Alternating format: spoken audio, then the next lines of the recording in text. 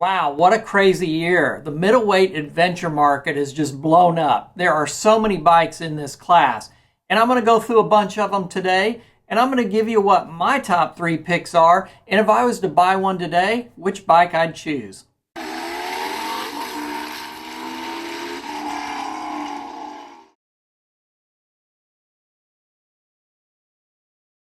Hey, now's the time. I'm going to make some of you mad, just like I have on previous videos. You let me know in the comments and do it on this one too. Some of you got it right, some of you didn't.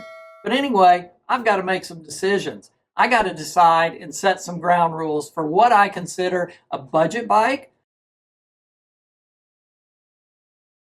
So let's start off and define what I feel like a budget bike is. Now, budget-friendly bike to me is $12,000 and less. And the way I got to that is that there's a lot of these bikes that have a standard model and then a premium model. And it seems like that cutoff price is right around $12,000. We've got 9 bikes to cover today, which is a great problem to have, but it's challenging because a lot of these bikes are really, really good. Some are better off-road, some are better on-road, some do a good 50-50 mix. But the first bike we're going to go into is the Kove 800X Pro. So let's go have a look.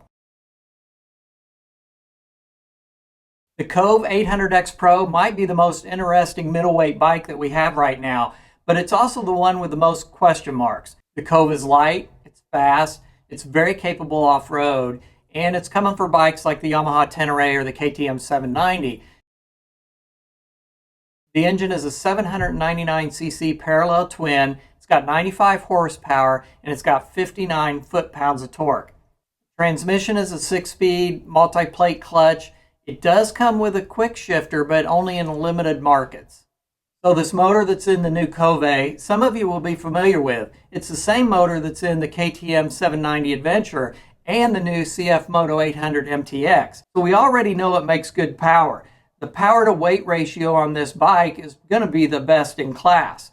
It's only 408 pounds or 185 kilograms wet. It's got decent fuel capacity with 5 gallons or 19 liters. Suspension is by KYB with 9.5 inches of travel or 241 millimeters in the front, and also the same KYB 9.5 inches of travel in the back. Both this front and rear suspension is fully adjustable. Now off-road, this is where the 800X Pro earns your trust. It rides like a big dirt bike.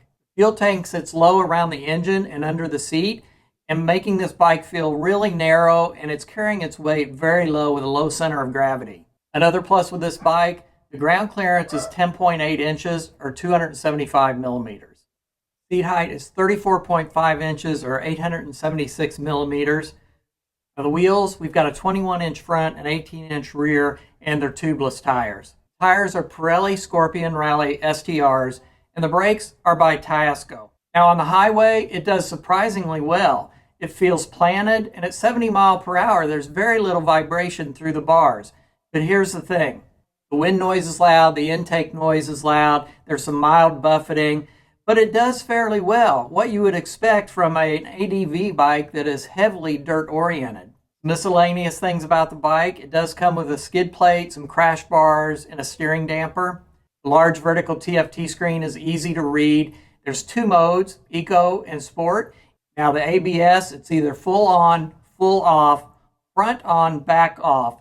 So that's the normal setup on a lot of these bikes. But here's the thing, this bike does remember what setting you were at when you turn it off and turn it back on. It's going to go to your previous setting, which I think every bike should be that way. The price for this bike is $11,299 for the standard model or $12,999 for the rally model, which I'm going to review when I go over my premium bikes. But let's go and let's run through some of the good and some of the bad and recap what we know about the Kove 800X Pro. Talking about the good, we've got best power to weight ratio, excellent KYB adjustable suspension, lower center of gravity. It comes well equipped. It's the lightest bike in our segment, large, easy to use TFT, and it remembers our ABS and traction control settings. Time to touch on what the bike lacks compared to some of its competitors. There's a jerky throttle in the lower gears, loud intake and engine noise, no cruise control, brakes feel a bit mushy and soft, the fit and finish is not class leading, There's limited dealer network, and it has unproven long-term reliability. So let's talk about who this Kove 800X Pro is for. Well, it's for you guys out there that want the most performance per dollar. And that's what this bike is going to give you. If you're hardcore off-road, this bike is going to do it for you. Now, who it's not for is any of you that need the dealership to change your oil, you need the dealership in your backyard in case you need some extra parts. I mean, if you want brand loyalty and you want good resale value, we're not sure about the Kove, so this bike might not be for you. Since we've been talking about Kove, did you know that Westwind Moto is an official sponsor of the Kove Dakar Rally Team? They are the first motorcycle luggage brand to have their gear tested at Dakar. Here's a little interesting fact about this company. About 6 years ago, there's a group of riders, about 50 of them. They ride the Tibetan Plateau in the Gobi Desert in China. They need some really durable luggage. They pulled their own money. They created a line of luggage that was made just for them. Now, they didn't sell it at first, but so many people were asking them where they got that luggage. That's where Westwind Moto was born. Jump forward 6 years, and now they're the reference brand in China for soft luggage. Hey, thanks a lot to Westwind Moto. They just became an affiliate sponsor of the Skitch on Wheels channel. They sent me this rackless Ranger Wild 40 pack, and so I got 2 side luggage, I got a tail bag. We're going to go over this. It's really good, high quality premium stuff. I'm going to put it on the DRZ4S, so look for that video to come shortly. Also, you can go in the description, follow the link, put in the coupon code, all that good stuff. You can save some money off stuff on their website. Go have a look, because there is a ton of stuff there. The other way you can do that, this QR code, zoom in on that with your phone, and it'll take you to the website as well. Also, anything over $200 is free shipping. So thanks again to Westwind Moto. Now let's get back to the bikes. Next up, the Honda Transalp. Now, just aesthetically, this is one of my favorite looking bikes, especially now that we have the paint option of white and the red and blue trim. It's a really sharp looking bike. There's a lot of good about this bike. So let's get into some of the specifications. First off, it's got a 755cc parallel twin. It produces 83 horsepower and has 55 foot-pounds of torque. It also has a 6-speed transmission with the power-assisted slipper clutch, and stock, it comes with a quick shifter. The standout feature of the Transalp has to be its motor. It's sporty, it's genuinely fun, and it's punchy when you get to mid to higher RPMs. You get a lot more out of this motor than you would expect. Weight is a little bit on the robust side. It's 460 pounds or 207 kilograms. Fuel tank is 4.5 gallons or 17 liters. For suspension, we get Showa suspension up front and in the rear. Now up front, you get 7.9 inches of travel or 200 millimeters. And in the back, you get 7.5 inches of travel or 190 millimeters. In the back, you only have preload adjustment only. Ground clearance is 8.3 inches or 210 millimeters. Now the suspension, this is where you're going to find that Honda made a compromise over the happy medium. For anybody that's heavy into off-road or even a physically heavier rider, this bike is going to have some problems in the suspension. Now on the pavement, this bike is a blast on the twisty roads. It carries its weight low, making the suspension predictable. This bike just is at home on the highway. For a middleweight adventure bike, touring comfort is very impressive on this bike. I rode it recently, and after I got off that bike, I felt like I could put another 2 to 3 hours in. Seat height is 33.7 inches or 850 millimeters. The wheels, we got a 21-inch front and an 18-inch rear, and they are tube tires. Transalp stock tires are the Metzler Carew Street. The brakes are made by Nissan. This year's model has a whole updated front end, from the headlight to the fairing to the windscreen. It even has an adjustable windshield now, and the TFT display has been upgraded as well. This includes several ride modes: standard, sport, rain, gravel, and the ability to make custom modes yourself.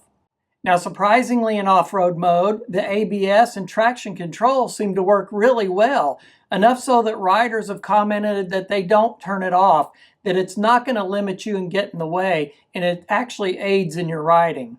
And you get this all for $9,999. Let's recap the good on the Honda Transalp. It has a sporty, smooth, and punchy engine. It's light and agile, both on and off-road. It does have a lower seat height. It has excellent highway comfort. It has a good off-road ABS and traction control. It has a comfortable seat for long distance. The toggle switch on the handlebar is backlit, and it does come with Honda RoadSync connectivity. Now let's touch a bit on what's not so good. The suspension is soft and basic.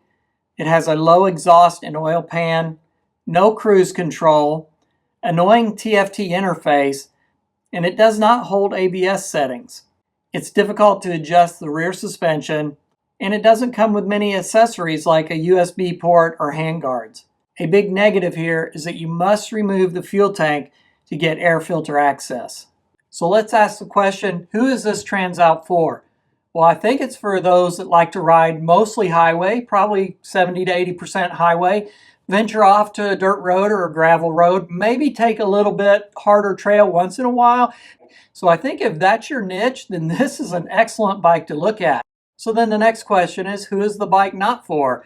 Well, I think it's probably not for anybody that's hardcore off-road riding, someone who likes to tweak their suspension a lot, but this is a really awesome bike. Honda's done a good job this year with this model. They've done some decent upgrades to it. Let's move on. Let's see what our next bike is.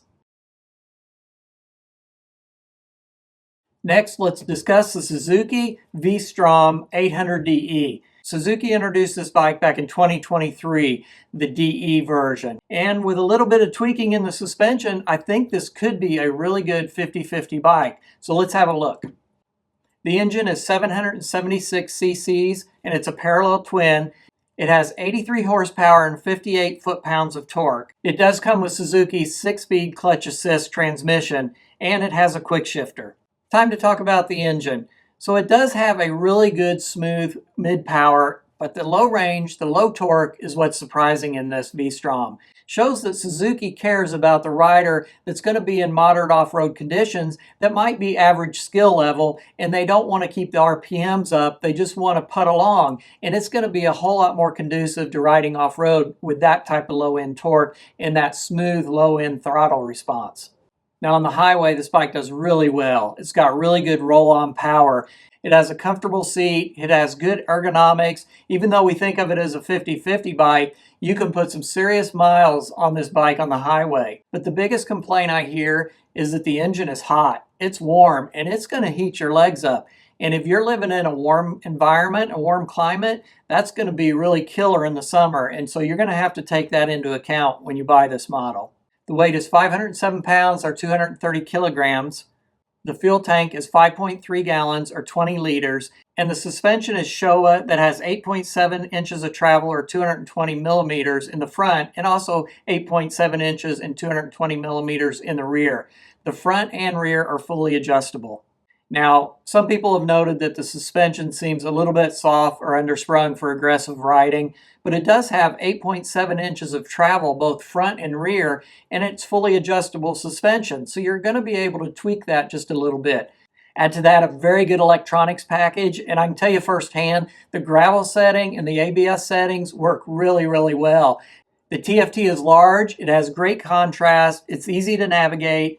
Ground clearance is 8.7 inches or 220 millimeters. The seat height is 33.7 inches or 850 millimeters. The wheels are 21-inch front, 17-inch rear, and they are tube tires. The tires are Dunlop Trailmax Mixed Tour. And the brakes are by Nissan.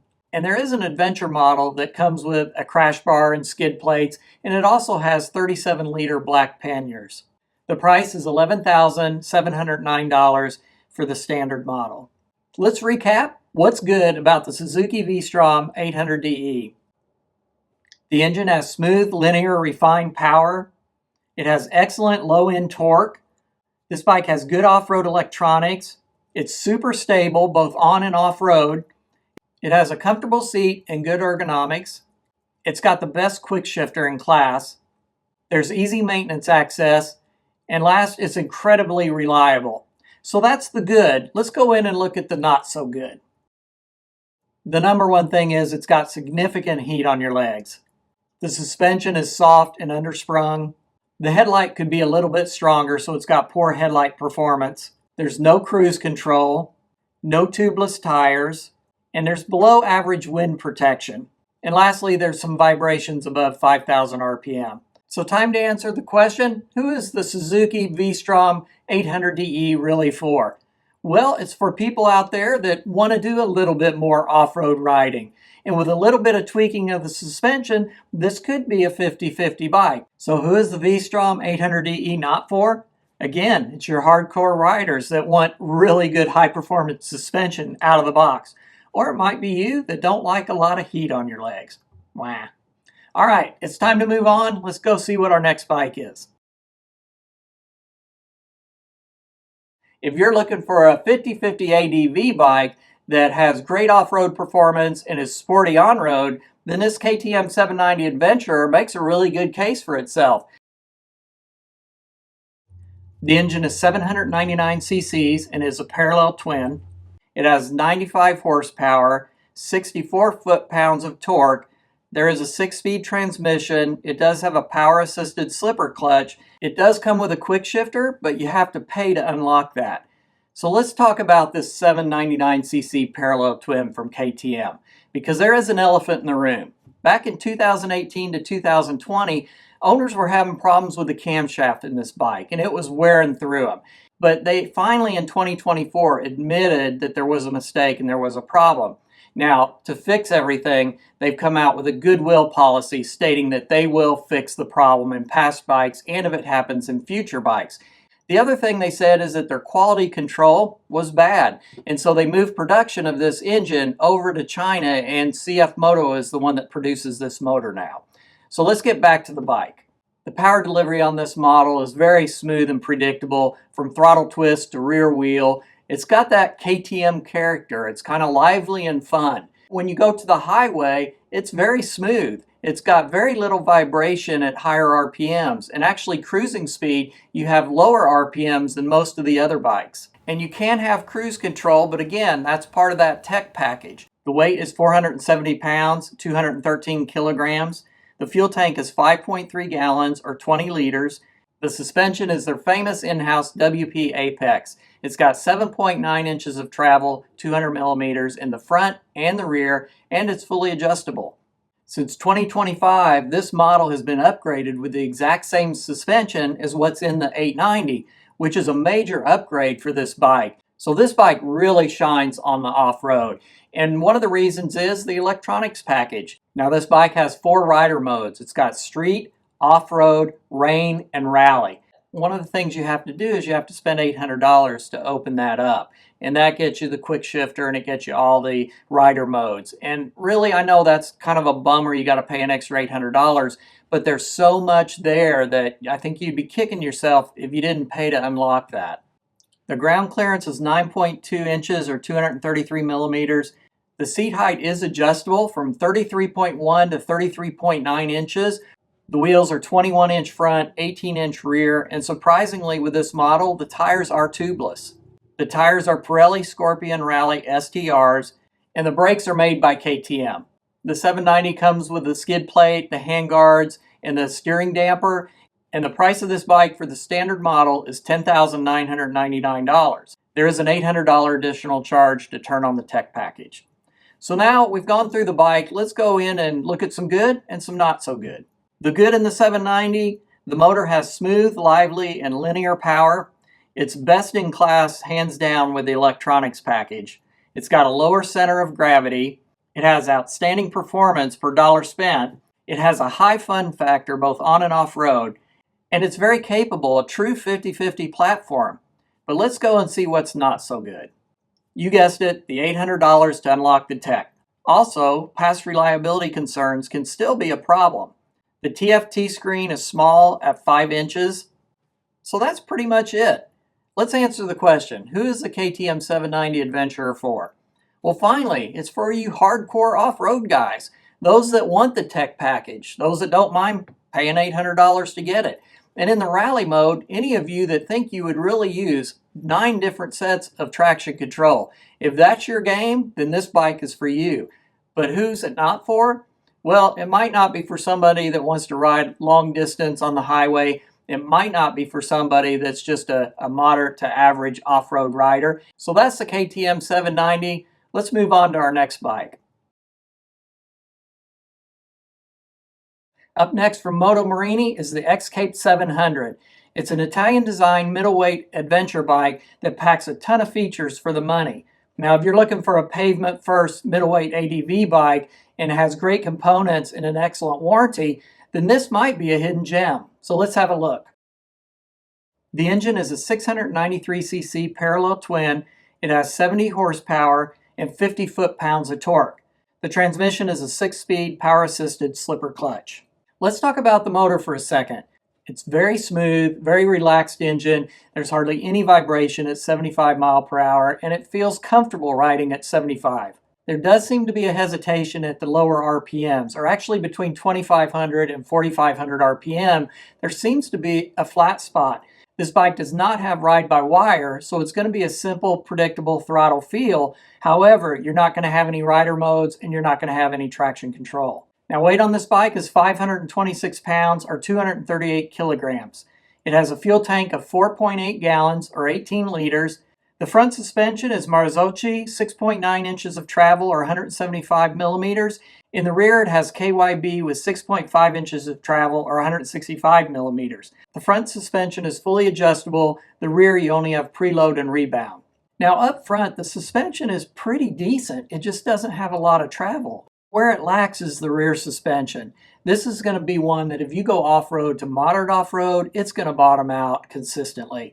And it also has a center stand that's low and it kind of bounces a bit and kind of hits the ground as well. And it's got a 19-inch front wheel, so that's going to make it a little bit more limited off-road. However, really good on the highway, and that's where this bike shines. The suspension is great for the highway. It's a very comfortable ride. The seat is wide and comfortable. This bike is set up for really good highway travel and not so good for moderate off-road. Now, gravel, fire roads like we talked about, you're going to do fine.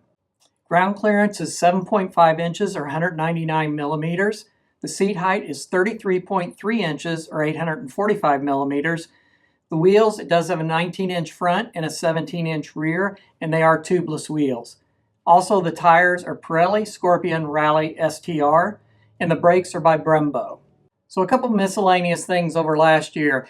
There is an increased power because now the X-Cape is a 700cc bike instead of a 650cc bike.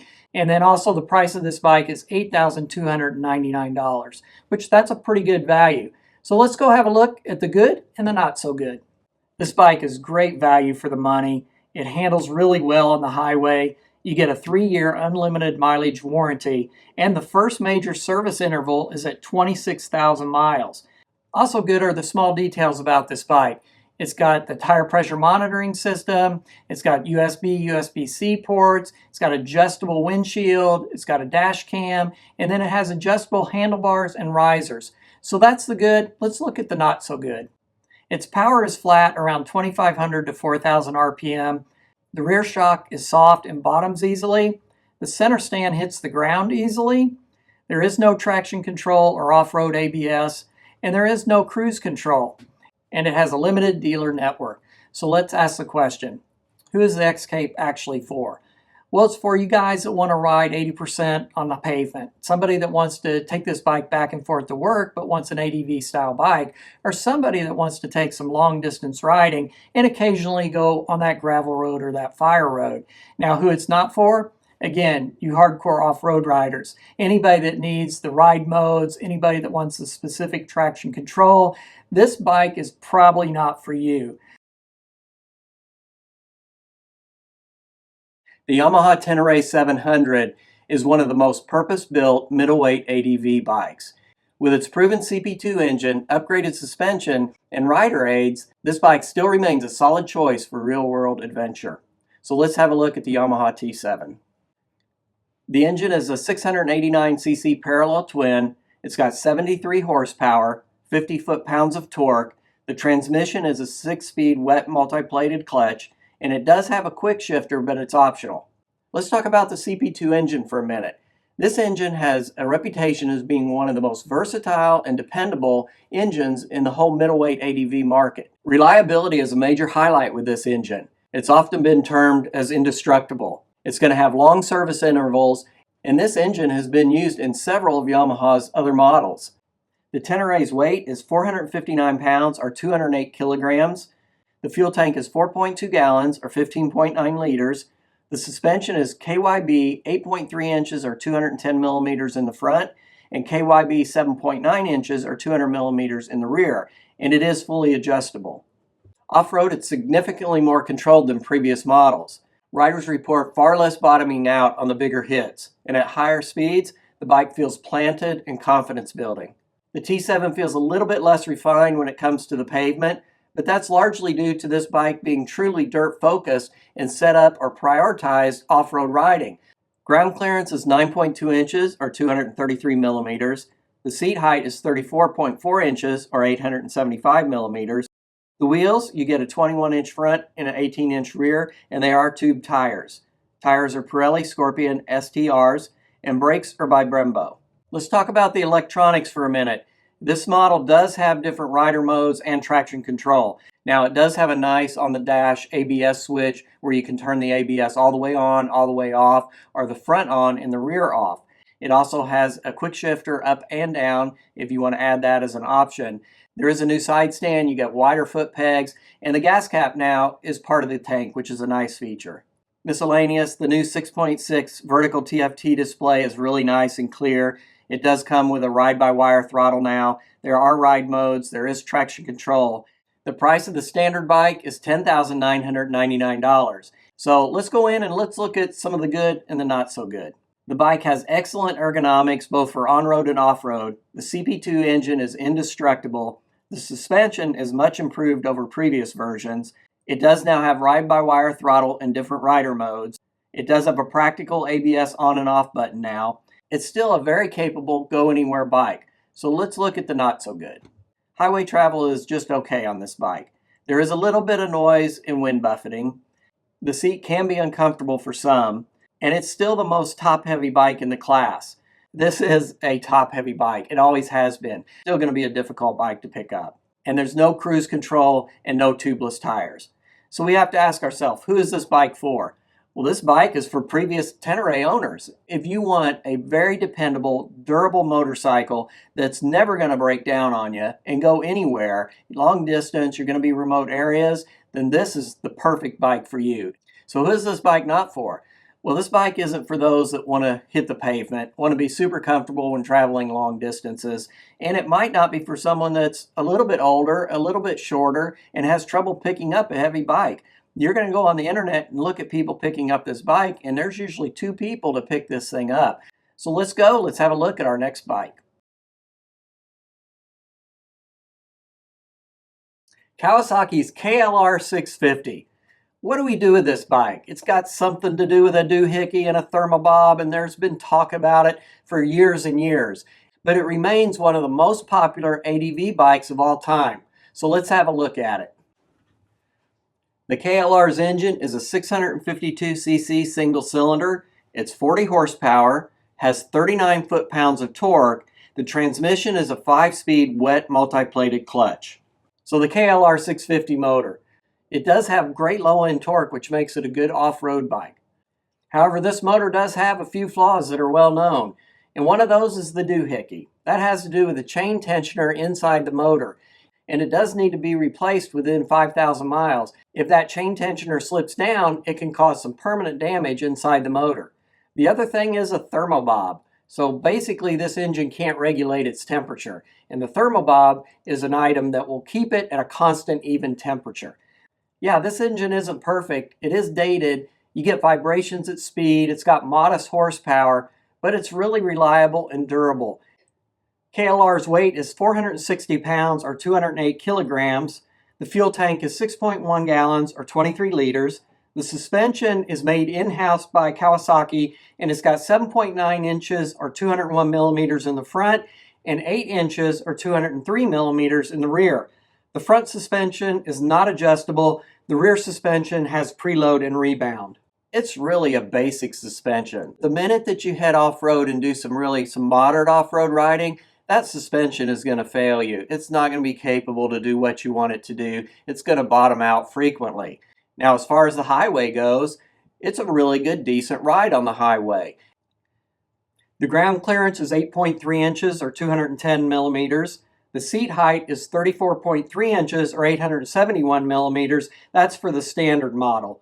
The wheels are 21-inch front and 18-inch rear, and they are tubed. The tires are Dunlop K750, and the brakes are by Nissan. It acts like a dual sport. It looks like a dual sport. You know, people think of it as a dual sport, but really it carries itself as an adventure bike. Miscellaneous, the KLR has a Model S that lowers the seat height from 34.3 inches to 32.1 inches. There's also an adventure model that has panniers, it's got ABS, it's got fog lights, it's got USB port, and it's got a 12-volt socket. Price for the standard bike with no ABS is $6,899.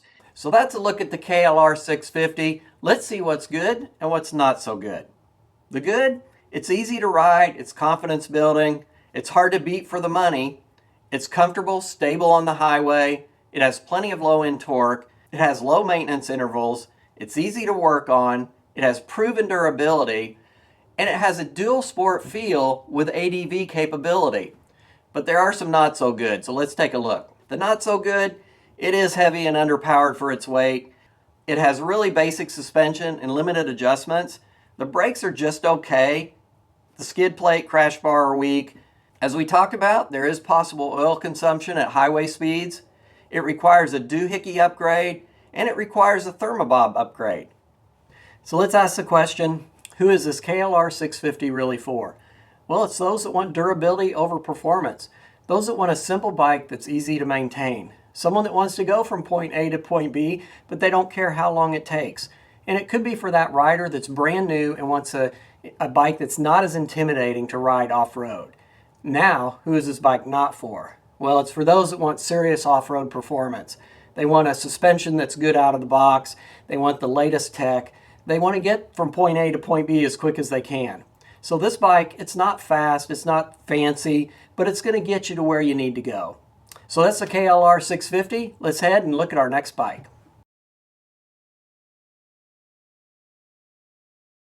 Up next, the CFMoto 800 MTX. Now this is a middleweight bike that shares a whole lot of DNA with the KTM Adventurer. Now I'm not sure when this model will be in the United States. It should be shortly, but it'll probably be called the Ibex 800. The engine is a 799cc parallel twin. It has 93 horsepower. It has 64 foot-pounds of torque. It does have a 6-speed transmission with a power-assisted slipper clutch, and it does have a quick shifter included. So when it comes to this engine on the 800 MTX, it is sharing the same platform as the KTM 790 Adventure. So it's got a smooth gearbox, it's got really good punch from mid-range to upper range. Riders say that it could use a little bit more torque down in the low end, and then at highway speeds, there seems to be a little bit more vibration than what the 790 has. Now the biggest difference between these two models that use the same engine platform is the mapping. And the KTM seems to be a little bit more refined, a little bit more punchy. The weight of the CFMoto is 485 pounds or 220 kilograms. The fuel tank is 5.9 gallons or 22.5 liters. I'm not sure how to pronounce the company that makes the suspension. I'm going to say it's Yuan. It's got 9 inches of travel in the front end or 230 millimeters, and it has 9 inches of travel in the rear as well. And it is fully adjustable. It's a good mixed-use suspension. I mean, it has 9 inches of travel, the front and the rear, and so you're not going to bottom this out. It's very predictable, very smooth off-road. This bike's going to have a good low center of gravity, and the reason is it carries its fuel down low around the engine, and that's very similar to what the KTM 790 does as well. On the highway, this bike does really well. It's comfortable, it's stable, it's planted, it's got decent wind protection, but really, it's a decent road bike. Off-road riding, this bike has a really good standing position. The ergonomics are set up just right for that. Ground clearance on this bike is 9.5 inches or 240 millimeters. The seat height is 34 inches or 870 millimeters. The wheels are 21-inch front and 18-inch rear, and they are tubeless. The tires are CST or Shangshin tires, and the brakes are by J1. The technology on this bike is really good. It's got a really nice 7-inch vertical display TFT screen. It's got Bluetooth connectivity. It has a tire pressure monitoring system. It's got USB. It's got USB-C. Now the price of the CFMoto bike is going to be based on Australia's model that's out, and that's 14,999 Australian dollars. That converts to 10,606 American dollars. So let's go take a look at what's good and what's not so good. Some of the good: excellent value for the price. It does have a low center of gravity. It's got good, strong mid-range performance, and it's got good brakes, or the brakes feel good. Some of the extras included: you get an adjustable windshield, you get a quick shifter, and you get a steering damper. And the suspension is good for everyday use. So that's the good. Let's look at the not so good. The TFT menu can be confusing. There is vibration and buffeting at highway speeds. This bike needs a little bit more low-end torque. Like we talked about, some of the plastic components seem cheap. The mirrors tend to loosen easily. It's got plastic handguards, and the quick shifter is rough at low RPMs. Time to ask that question: who is the CFMoto 800 MTX for? Well, it's for a rider that likes the KTM 790 Adventurer but wants to spend a little bit less money. Somebody that doesn't mind having a little bit more plastic on their bike. But it's also for somebody that wants to do some moderate off-road, because this bike will do it. So let's ask the question: who is this bike not for? Well, it's for you hardcore off-road riders again. Somebody that demands quality premium parts when it comes to their motorcycles. Something like the KTM. So my choice for best off-road bike has to be the Kove 800X Pro. 95 horsepower, 408 pounds, 9.5 inches of travel in the suspension. This bike has proven, and Kove has proven over the last year or two, that they're a serious off-road contender. And there isn't anything that's really close to this bike when it comes to the weight. And so that's going to be my choice for the best off-road bike. My choice today for on-road is going to be the Honda Transalp. That motor is just super smooth, and it can do 80 miles an hour all day long. It's very comfortable riding. So there isn't anything that comes close except maybe the Suzuki V-Strom. But yeah, this Honda Transalp belongs on the road. Best bang for your buck? Well, that's going to be the CFMoto 800 MTX. Yeah, it's a little bitty mini KTM 790. It's got all the tech. It's just that you get that for $1,500 to $2,000 cheaper. So if you want to save a little money, but you want to have a really good bike that's good on-road and off-road, that's going to be the CFMoto. My choice today has to be the Suzuki V-Strom 800DE. This bike is going to do everything I need. I wish it wasn't as hot when it comes to the engine. I wish it had tubeless tires. But I'm going to get reliability, a good dealer network, and I'm going to know when I go out that that bike's going to bring me back. And at my age, that's really important. Thanks again for watching. Do me a favor, hit that subscribe button, and I'll catch you in the next video.